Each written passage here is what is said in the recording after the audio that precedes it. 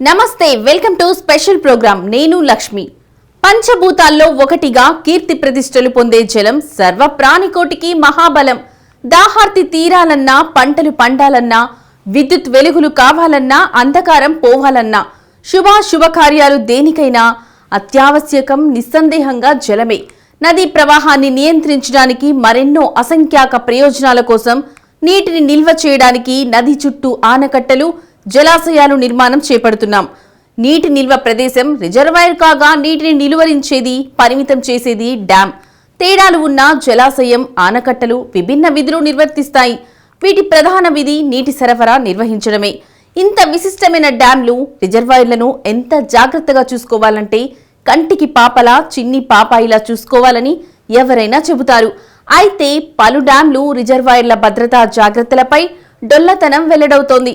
Srisailam dam భద్రతపై అలక్ష్య వైఖరి అనేక అనర్థాలకు దారితీస్తోంది. ఈ నేపథ్యంలో కేంద్ర జల సంఘం జోక్యం చేసుకోవాల్సి వచ్చింది.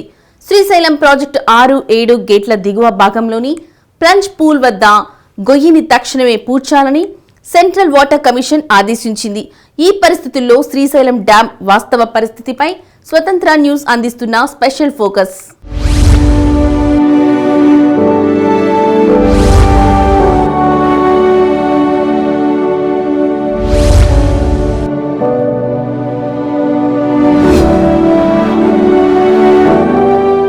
దాహార్తిని తరిమి కొట్టాలన్నా, పచ్చని పంటలు వికసించాలన్నా, విద్యుత్ వెలుగులు వెదజల్లాలన్నా, ఇలా దేనికైనా అత్యావశ్యకమైనవి ఏమిటంటే జలశోభిత ప్రాజెక్టులు అని ఎవరైనా సమాధానమిస్తారు.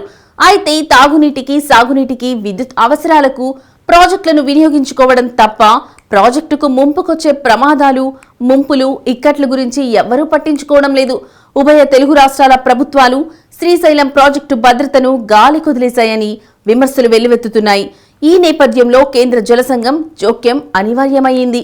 శ్రీశైలం ప్రాజెక్టు మరమ్మతుల పట్ల పాలకులు చొరవ చూపడం లేదు. ప్రాజెక్టు 6-7 గేట్ల కింది భాగంలో దాదాపుగా 130 అడుగుల గొయ్యి ఏర్పడంతో భవిష్యత్తులో ఈ గొయ్యి అంతకంతకు లోపలలో విస్తరిస్తూ ఇటు కొడిగట్టు విద్యుత్ కేంద్రంతో పాటు ప్రాజెక్టులో పునాదులు వైపు కూడా పయనించే అవకాశాలు ఉన్నాయని నిపుణులు హెచ్చరిస్తున్న పాలకులు మాత్రం చొరవ చూపడం లేదు.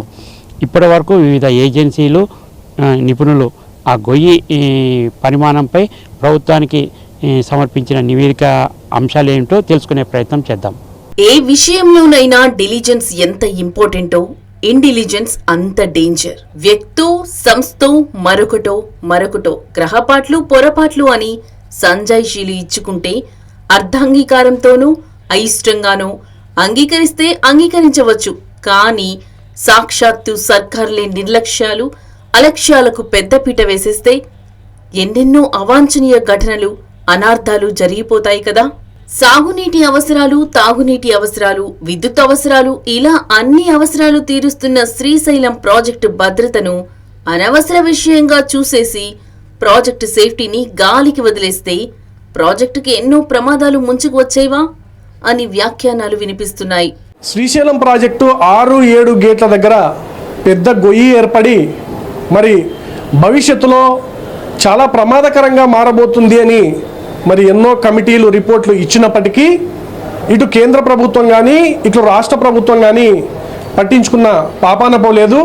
ఖచ్చితంగా రాయలసీమ ప్రజలుగా, రాయలసీమ సంఘాలుగా మేమైతే గతంలో శ్రీశైలం ప్రాజెక్టు ద్వారా వచ్చిన వరదల్ని కల్లారా చూసిన వ్యక్తులుగా భవిష్యత్తులో మళ్ళీ శ్రీశైలం గనక వరద ముంపుకు గురైతే పూర్తిగా మరి 3 ప్రాంతాలు, రాయలసీమ, కోస్తా, తెలంగాణ ప్రాంతాలు చిన్నాభిన్నమైపోయేటువంటి ప్రమాదం ఉంది. కాబట్టి వెంటనే ప్రభుత్వాలు కళ్ళు తెరిచి మరి శ్రీశైలం ప్రాజెక్టుకు సంబంధించినటువంటి మరమ్మతులను చేపట్టాలని చెప్పి మేము డిమాండ్ చేస్తూ ఉన్నాం. 60 సంవత్సరాలు పూర్తయినా ఒకవైపు మరి ఆ రిపోర్ట్లన్నీ నిపుణుల కమిటీ అక్కడ చూసి ఆ గోతులు ఎలా ఉన్నాయి, లేకపోతే ఆ పగుళ్ళు ఎలా ఉన్నాయని చూసి మరి రిపోర్ట్లు ఇచ్చినప్పటికీ 100 టీఎంసీలు మరి శ్రీశైలం ప్రాజెక్టు ద్వారా కింది ప్రాంతానికి తీసుకుపోతా ఉన్నటువంటి పరిస్థితుల్లో మరి విద్యుత్తు వినియోగించుకుంటున్నటువంటి 2 రాష్ట్ర ప్రభుత్వాలు కూడా మరి మరమ్మతుల మీద దృష్టి పెట్టకపోవడం శోచనీయం. ఏపీ, తెలంగాణ రాష్ట్రాల్లో నీళ్ల కోసం కన్నీళ్లు పెట్టుకునే పరిస్థితులు లేకుండా సాగు, తాగుకు విద్యుత్కు శ్రీశైలం ప్రాజెక్టు వెన్నుదన్నుగా ఉంటోంది. అయితే ఈ ప్రాజెక్టు ద్వారా అన్ని అవసరాలు తీర్చుకుని లబ్ధి పొందడమే తప్ప ప్రాజెక్టుకు ముంచుకొస్తున్న ముంపుపై ఏనాడు రాష్ట్ర ప్రభుత్వాలు దృష్టి సారించడం లేదని ఆరోపణలు వస్తున్నాయి. శ్రీశైలం ప్రాజెక్టు 2 తెలుగు రాష్ట్రాలకు అత్యంత కీలకం. శ్రీశైలం ప్రాజెక్టు కింద ప్రత్యక్షంగా ఇరిగేషన్ లేకపోయినప్పటికీ శ్రీశైలం బ్యాక్ వాటర్ నుండి దాదాపు 15-16 లక్షల ఎకరాలకు ఆయకట్టును ఇక్కడ మనకు లభిస్తూ ఉంది. గాలేరు నగిరి, అంద్రినీవా, తెలుగు గంగ, ఎస్ఆర్బీసీ, అదేవిధంగా కల్వకుర్తి లిఫ్ట్ ఇరిగేషన్ ద్వారా ఈ ప్రాంతాలకంతా నీళ్లు వస్తున్నాయి. ఇలాంటి ప్రాజెక్టు శ్రీశైలం ప్రాజెక్టుకు ఆ రోజు పెద్దలు 1963లో దాన్ని శంకుస్థాపన చేస్తే 24వ సంవత్సరానికి అంతా పూర్తయింది. దాదాపుగా ఒక 13 లక్షల క్యూసెక్ల నీరు మాత్రమే అక్కడ డిశ్చార్జ్ అయ్యేలాగా 18-19 లక్షల ఎకరాల ఫ్లడ్ వచ్చేలాగా ఆ ప్రాజెక్టును డిజైన్ చేయడం జరిగింది. అయితే మంచికో చెడ్డకో 2009న 25.5 లక్షల క్యూసెక్ల నీళ్లు మనకు ఆ రోజు వరద రావడము, దాదాపు 14.5-15 లక్షల క్యూసెక్ల నీరు విడుదల కావడం జరిగింది. ఆ నేపథ్యంలో ప్లంజుపూల్కి బాగా డ్యామేజ్ జరిగింది. ఆ ప్రాంతం దెబ్బతినడం వల్ల ఆ ప్లంజుపూల్ అనేది కూడా ఈరోజు శ్రీశైలం ప్రాజెక్టు యొక్క పునాదులకు ఇంకా దిగువన ఉంటుంది. అలాంటి ప్రాంతానికి దిగువ పడిన ప్రాంతంలో ప్లంజుపూల్కు జరిగిన డ్యామేజ్కు అనేక కమిటీలు రిపోర్ట్ చేసేవి. దాన్ని సత్వరము ఏ రోజుకు ఆ రోజు రిపేర్ చేసుకోగలిగితే దాని ప్రాజెక్టును నిర్వహణ చేయడం బాగా ఉంటుంది, ప్రాజెక్టును నిలబెట్టుకోవడం కూడా బాగుంటుంది. అయితే దానికి జరిగిన డ్యామేజ్కు సంబంధించిన అంశాల్లో కావాల్సినంత శ్రద్ధ తీసుకోకపోవడం వల్ల, కాబట్టి ఈరోజు ప్లంజుపూల్ దగ్గర పడుతున్న గుంతలను కానీ, లేదా రైట్ బ్యాంక్లో కానీ, లెఫ్ట్ బ్యాంక్లో కానీ ఆ స్లోప్లో జరుగుతున్న నష్టాలను కానీ తక్షణం యుద్ధ ప్రాతిపదికన ప్రభుత్వాలు చర్యలు చేపట్టకపోతే శ్రీశైలం ప్రాజెక్టు యొక్క భవిష్యత్తే కష్టంగా ఉంటుంది. డ్యాం ముందు భాగంలో నీటి ఒత్తిడి కారణంగా గొయ్యి ఏర్పడింది.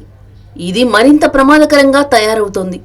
భవిష్యత్తులో దీంతో మహా ముప్పు వాటిల్లే ప్రమాదం ఉందని అంతర్జాతీయ స్థాయి సాగునీటి నిపుణులే హెచ్చరికలు చేస్తున్నారు. అయితే ఈ హెచ్చరికలపై ఉభయ తెలుగు రాష్ట్రాల ప్రభుత్వాలు పెద్దగా స్పందించకపోవడంతో కేంద్ర జలసంఘం రంగంలోకి దిగాల్సి వచ్చింది.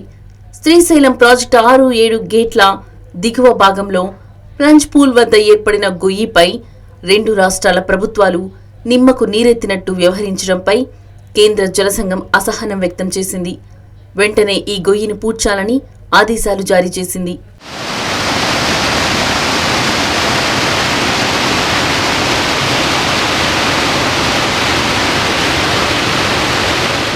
శ్రీశైలం ప్రాజెక్ట్ అంటే ఆషామాషి ప్రాజెక్ట్ కాదు. ఉమ్మడి ఏపీగా ఉన్నప్పుడే రాష్ట్ర విభజన జరగకముందే తెలంగాణ, ఏపీ ప్రాంతాల్లో ఈ ప్రాజెక్ట్ ఆధారంగా ఎన్నో ప్రాజెక్టులు నిర్మించారు. లక్షలాది ఎకరాల ఆయకట్టు భూములకు సాగునీరు అందించడంలో ఈ ప్రాజెక్టు పాత్ర అమోఘం. ఇదే కాక మరెన్నో తాగునీటి పథకాలతో ప్రజల దాహార్తి తీర్చడంలో శ్రీశైలం ప్రాజెక్టు ఎంతో కీలక పాత్ర పోషిస్తోంది.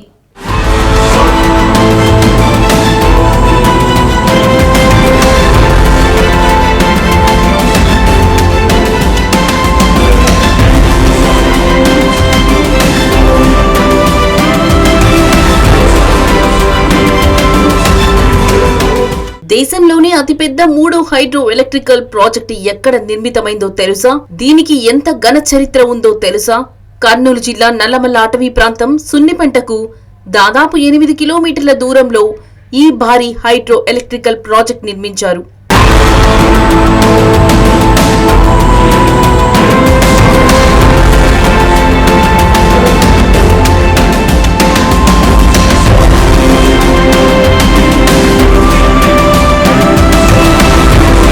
నాటి ఉమ్మడి ఏపీలో ఏపీ తెలంగాణ మీదుగా ప్రవహించే కృష్ణా నదిపై అప్పటి దేశ ప్రధానమంత్రి జవహర్ లాల్ నెహ్రూ 1963వ సంవత్సరంలో దీనిని ప్రారంభించారు. 1984 నాటికి కుడిగట్టు విద్యుత్ కేంద్రంతో సహా ఈ నిర్మాణాన్ని సుమారు 540 కోట్ల రూపాయల వ్యయంతో పూర్తి చేశారు. అప్పటి ప్రధాని శ్రీమతి ఇందిరాగాంధీ చేతుల మీదుగా ఈ ప్రాజెక్టు జాతికి అంకితమయ్యింది.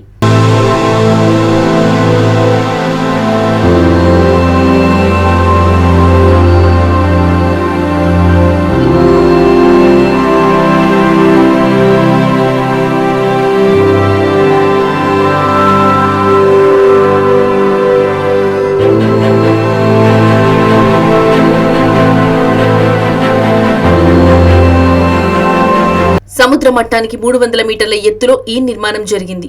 215 టీఎంసీల నీటి నిల్వ సామర్థ్యంతో రాతి కట్టడంతో దీనిని నిర్మించారు. ట్యాంకు కుడివైపున తొలి జల విద్యుత్ కేంద్రాన్ని, BHEL సాంకేతిక పరిజ్ఞానంతో ఏర్పాటు చేశారు. జపాన్ దేశ సాంకేతిక సాయంతో ఆసియాలోనే ప్రప్రథమ భూగర్భ జల విద్యుత్ కేంద్రాన్ని డ్యాం ఎడమ వైపులో నిర్మించారు. కుడిగట్టు విద్యుత్ కేంద్రం కన్నా ఎడమగట్టు విద్యుత్ కేంద్రం 130 మెగావాట్ల అధిక సామర్థ్యంతో నిర్మించారు. అప్పట్లో ఈ నిర్మాణానికి 2,300 కోట్ల రూపాయలు ఖర్చయినట్టు నాటి గణాంక చరిత్ర చెబుతోంది. చీఫ్ మినిస్టర్ సంజీవ్ రెడ్డి వారి చేత వేయించినారు ఈ ఫౌండేషన్ 63లో. అది అక్కడి వరకే వ్యూ పాయింట్ ఉన్నది కదా, అక్కడి వరకేసి ఆ పైలాను అది తయారు చేసాము. మాకు కూడా మేము వచ్చేటప్పటికి చిన్న చిన్న రోడ్డు ఆ పైలాన్ దాకా పడి ఉన్నది. ఆ తర్వాత అందరు నడిచిపోవాల్సిందే కిందికి. మరి కిందికంటే ఆ పక్కకు పోయి వాటర్ సప్లై కనెక్షన్లు ఇచ్చేవాళ్ళు పనిచేసేవాళ్ళు కూడా ఇక్కడి నుంచి కిందికి పోయి నడిచిపోయి చిన్న చిన్న పడవలు కాదు చెప్పలు వాటిల్లో దాటి అవతల ఆ నుంచి మరి ఆ కొండంబడి పైకి పోయేసేసి కూడా ఆ పనులు చేయవలసి వచ్చేది. 63 నుంచి అనేక కష్ట నష్టాలకు వచ్చి అప్పటి ప్లాన్లు ఆ డిజైన్లు అవన్నీ కూడా ఎవరికి పెద్దగా దాని మీద అంతకుముందు రికార్డ్స్ ఉండేవి కాదు. రాష్ట్ర విభజనకు పూర్వమే ఉమ్మడి ఏపీలోని పలు ప్రాంతాల్లో ఎన్నో ప్రాజెక్టులు నిర్మించారు. లక్షలాది ఎకరాల ఆయుకట్టు భూములకు సాగునీరు అందించడంలో, ఎన్నో తాగునీటి పథకాలతో ప్రజల దాహార్తి తీర్చడంలో శ్రీశైలం ప్రాజెక్టు కీలక పాత్ర పోషిస్తోంది. ఈ డ్యాంకి భూభాగంలో పోతిరెడ్డిపాడు, హెడ్ రెగ్యులేటర్, తెలుగు గంగా కాల్వ ఉన్నాయి. వీటి ద్వారా చెన్నై నగరానికి తాగునీటి సరఫరా జరుగుతోంది. ఇదే కాక అవుకు రిజర్వాయర్ ద్వారా కడప, చిత్తూరు జిల్లాలకు తాగునీరు అందించడంలో ప్రముఖ పాత్ర పోషిస్తోంది. సున్నిపేట గ్రామంలో ఉన్న సెంట్రల్ షాప్లో హెల్పర్గా జాయిన్ అయ్యాను సార్. జాయిన్ అయిన తర్వాత చాలా ఇబ్బందికరంగా ఉండేది. ప్రతి అన్సీజన్లో జ్వరాలు వచ్చేది. పైగా డ్యాము అప్పుడు ఫౌండేషన్ లేదు. 63లో జవహర్లాల్ నెహ్రూ గారు వచ్చిన తర్వాత వ్యూ పాయింట్ వరకు రోడ్డు ఉండేది. మేము వ్యూ పాయింట్ నుంచి కింది పోతే నడిచి వెళ్ళేవాళ్ళం. మేము వర్షాలు పనిచేస్తాం కనుక మాకు ఆ డ్యామ్లో ఇబ్బందులు మాకు తెలిసేవి కాదు. మ్యాక్సిమం మేము వర్షాలు ఉన్నాం కనుక. కానీ చాలామంది లేబరు సున్నిపేట నుంచి డ్యామ్లోకి నడిచెళ్ళి మళ్ళీ నడుచుకుంటూ రావాలి ప్రతిరోజు కూడా. డ్యామ్లో ఫౌండేషన్ తీసిన తర్వాత 68, 69 ఆ ప్రాంతంలో డ్యామ్ ఫౌండేషన్ కంప్లీట్ తీశారు. ఇట్లా పైన ఒక కావడి డ్యామ్, కింద ఒక కావడి డ్యామ్ నిర్మించేసి ఆ డ్యామ్ కట్టే ప్రాంతాన్ని పూర్తి క్లియర్ చేసి ఒక 4-5 రోడ్ల ద్వారా కిందికి వెళ్ళేవాళ్ళం అండి. ఆ రోడ్ల మీద కిందికి వెళ్ళి పైకి వస్తే చొక్కాలు మొత్తం చెడు తడిచిపోయి అన్ని పైకి వచ్చి పిండుకునేవాళ్ళం. కింద గాలి ఉండేది కాదు. అలాంటి పిట్టులో ఇంజనీర్లు రాత్రింబాలు కష్టపడి నైట్ అనకుండా టైం అనకుండా పనిచేసి 7 సంవత్సరాలు శ్రమిస్తే ఒక డ్యామ్ ఫౌండేషన్ అని ఏర్పడింది. ఆ తర్వాత నెమ్మదిగా డ్యాము జరగడం జరిగింది. ఆ తర్వాత డ్యాముకు సున్నిపేట నుంచి ఒక చీమలు ఎలా వెళ్తావో లేబర్ ఎక్కడ గ్యాప్ లేకుండా సున్నిపేట నుంచి డ్యామ్ వరకు కూడా నడుచుకుంటూ వెళ్ళి మళ్ళీ నడుచుకుంటూ వచ్చేవాళ్ళు. పైగా ఇక్కడ 30 బెడ్ హాస్పిటల్ ఒకటే ఉండేది. అట్లా అష్ట కష్టాలు పడేసి ఇంచుమించు 1982లో ఇందిరాగాంధీ గారు ఫస్ట్ పవర్ హౌస్ పూర్తి చేసి ఇక్కడ శ్రీశైల ప్రాజెక్టు ఉద్దేశం ఏదో ఇది ముందు పవర్ ప్రాజెక్టు కేవలం పవర్ విద్యుత్ ఉత్పత్తి చేయడానికే ఏర్పాటు చేసిన ప్రాజెక్టు. ఆ తర్వాత ఇరిగేషన్ అయింది. ఆ 82లో ఇందిరాగాంధీ వారు మొట్టమొదటి జనరేటర్ స్టార్ట్ చేయడం. అప్పుడు ఈ ప్రాజెక్టు యొక్క ఫలితాన్ని మేము చూసాం. సీమ జిల్లాల్లో 6 లక్షల ఎకరాల ఆయుకట్టు భూములకు సాగునీటిని అందించేందుకు హంద్రీనివా సుజల స్రవంతి ప్రాజెక్టు కాలువను నిర్మించారు. తెలంగాణ ప్రభుత్వ పరిధిలో కల్వకుర్తి, భీమా, నెట్టపాడు, కోయిల్ సాగర్ తదితర ప్రాజెక్టులు ఉన్నాయి. డ్యామ్ దిగువన నాగార్జున సాగర్ బ్యారేజ్ వంటి ప్రాజెక్టులు నిర్మించారు. వీటితో పాటు ప్రాజెక్టులో అందుబాటులో ఉన్న నీటి నిల్వల ఆధారంగా విద్యుత్ ఉత్పత్తి చేస్తూ 2 తెలుగు రాష్ట్రాల విద్యుత్ కష్టాలు తొలగిస్తున్నారు.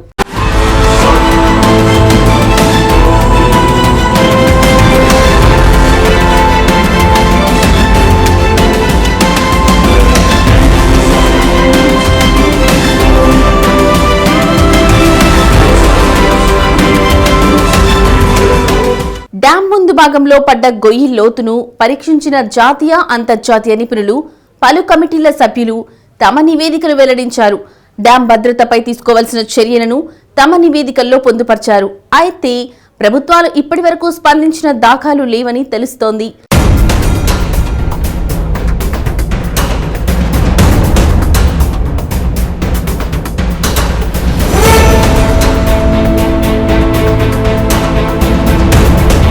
విశిష్ట పేరు ప్రఖ్యాతులు సంపాదించుకున్న డ్యామ్ కు ఓ మాయదారి గొయ్యి బ్యాడ్ నేమ్ తెచ్చేస్తోంది. చెప్పులోని రాయిలా, చెవిలో జోరీగలా, కంటిలో నలుసులా, కాలిలో ముల్లులా ఈ గొయ్యి డ్యామ్ ను ఇక్కట్ల పాలు చేస్తోంది. గొయ్యి లోతును పరిశీలించి పరీక్షించి డ్యామ్ భద్రత గురించి చేపట్టాల్సిన చర్యల గురించి ఎందరో జాతీయ అంతర్జాతీయ నిపుణులు చిలక్కు చెప్పినట్టు చెప్పినా ప్రభుత్వాలు పెడచెమిని పెట్టేస్తున్నాయని పలు విమర్శలు వస్తున్నాయి.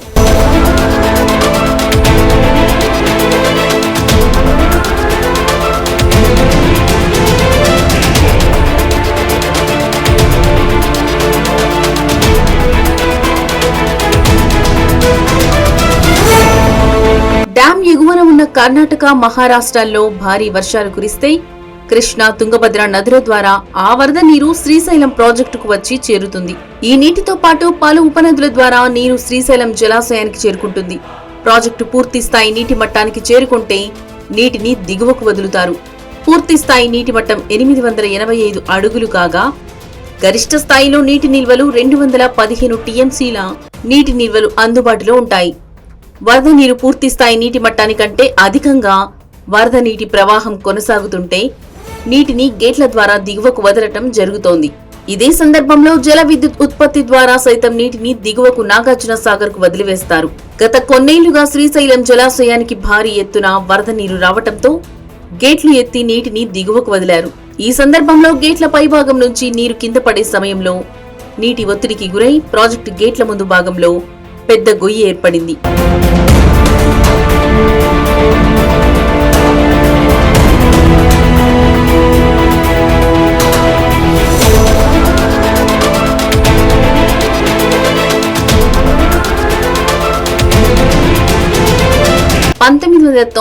లో ప్రాజెక్టుకు భారీగా వరద నీరు చేరింది. నాడు 8,64,200 క్యూసెక్కుల వరద నీరు వచ్చి చేరటంతో నీటిని దిగువకు వదిలారు.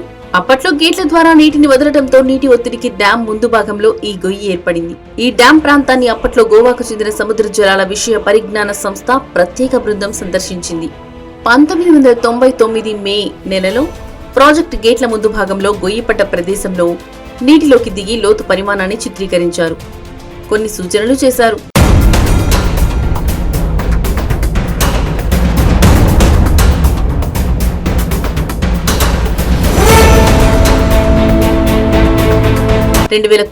అక్టోబర్ నెలలో వచ్చిన వరదలకు గొయ్యి లోతు పరిమాణం పెరిగిందా అనే విషయం తెలుసుకునేందుకు గోవా నిపుణుల బృందం ప్రయత్నించింది.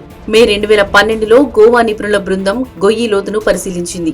ఈ పరిశీలనలో ప్రాజెక్టుకు సంబంధించి 6-7 గేట్లకు దిగువన 200 మీటర్ల దూరంలో పెద్ద గొయ్యి ఏర్పడినట్టు తేలింది. 120 మీటర్ల లోతు, 270 మీటర్ల వెడల్పు, 400 మీటర్ల పొడవు ఉన్నట్టు నేషనల్ డ్యామ్ సేఫ్టీ అథారిటీ అంచనా వేసింది. ఈ కారణంగా భవిష్యత్తులో ట్యాంకు ముప్పు వాటిల్లే అవకాశాలు ఉన్నాయని నిపుణులు పలు నివేదికల ద్వారా పాలకులను హెచ్చరించాయి. అయితే ప్రభుత్వాలు దీనిపై దృష్టి సారించకపోవడం శోచనీయం. గవర్నమెంట్ ఇమీడియట్గా ప్లంజ్ ప్రూఫ్ స్టడీస్కి అనేసి 15 కోట్లు శాంక్షన్ చేయడం జరిగింది. ఓన్లీ ప్లంజ్ ప్రూఫ్ స్టడీస్ కోసము. ఇందులో భాగంగా మనము పూణే CPWRS ఇన్స్టిట్యూట్కి, గవర్నమెంట్ అండర్టేకింగ్ ఇన్స్టిట్యూట్, ఆ స్టడీ ఇన్స్టిట్యూట్కి మనము దాదాపు ఒక 7 రకాల స్టడీస్, ఎవరైతే national dam safety review panel వాళ్ళు రికమెండ్ చేసిన స్టడీస్కి మనము CPWRSకి లెటర్ రాయటం జరిగింది. వాళ్ళు ఆ స్టడీస్కి సుమారుగా 3.5 కోటి అమౌంట్ ఖర్చు అవుద్దని వాళ్ళు ఇవ్వటం జరిగిందండి కొటేషను.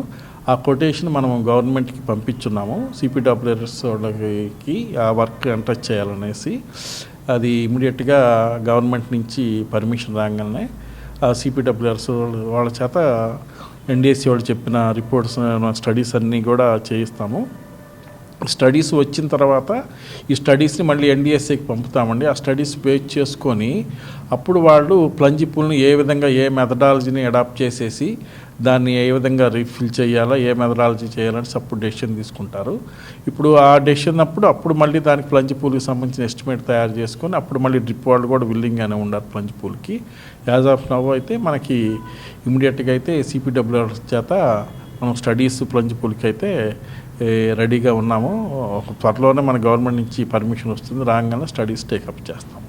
Thank you. డ్యాం ముందు భాగంలో ఏర్పడ్డ లోతును జాతీయ సముద్ర పరిజ్ఞాన సంస్థ బృందాలు పరిశీలించాయి. భూగర్భ జలాల్లోకి వెళ్లి గొయ్యి లోతు పరిమాణాన్ని విజువల్స్ గా ఫోటోలుగా తీసి నివేదిక సమర్పించాయి. ఏ ఏడాది ఎంత లోతు అడుగులు, ఏ సర్వే సంస్థలు అనే విషయాలు తెలియజేశాయి.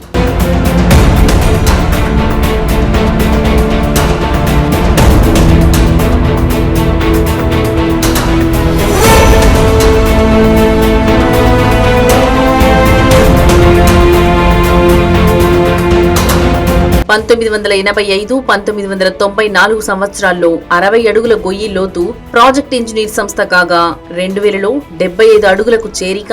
ఈ విషయాన్ని గోవా జాతీయ సముద్ర పరిజ్ఞాన సంస్థ గుర్తించింది. 2001లో 70 నుంచి లోతు 90 అడుగులకు చేరుకుంది. సెంట్రల్ వాటర్ కమిషన్ ఈ విషయాన్ని వెల్లడించింది. 2008లో గొయ్యి లోతు 90 అడుగులుగా ప్రాజెక్ట్ ఇంజనీర్ సంస్థ గుర్తించింది. 2009లో గొయ్యి లోతు 90 అడుగులుగా జాతీయ సముద్ర విషయ పరిజ్ఞాన సంస్థ నిర్ధారించినట్టు విజిలెన్స్ అధికారులు నివేదికలు వెల్లడిస్తున్నాయి. ఇప్పటికైనా శ్రీశైలం ప్రాజెక్టు ప్లంజ్ పూల్ మరమ్మతులు చేపట్టేందుకు రాష్ట్ర ప్రభుత్వం చొరవ చూపాలని పలువురు ప్రభుత్వాన్ని డిమాండ్ చేస్తున్నారు. కెమెరా పర్సన్ బాబుతో శ్రీనివాస్, స్వతంత్ర న్యూస్, శ్రీశైలం, నంద్యాల జిల్లా.